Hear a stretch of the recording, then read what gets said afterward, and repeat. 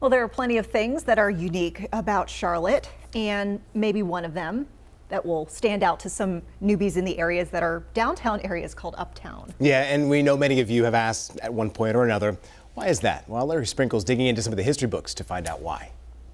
This is the very center of the city of Charlotte, North Carolina, Trade and Tryon Streets. The big question, are we uptown or downtown? It's uptown. This is Uptown. Uptown. Call it Uptown. It's Uptown. Uptown. I don't know. I just work here. It's a topic of conversation that's literally part of Charlotte's history. This is the only city I lived in why they call it Uptown. I'm used to calling it downtown where I'm from. But 18 years since I've been here, Uptown. Because I live in Lake Wiley, so when I come to work every day, I go uptown. If you're walking towards the center of Charlotte from any direction, you'll notice an incline. You're going up.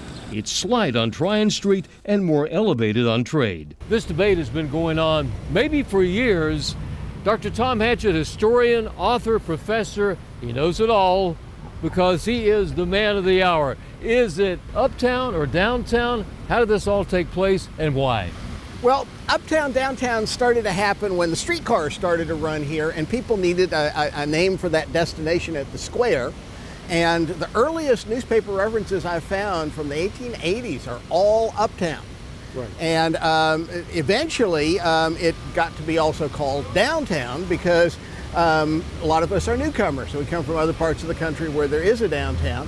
Fast forward to 1974, Jack Wood, who had a clothing store downtown, loved history, said it's always been uptown.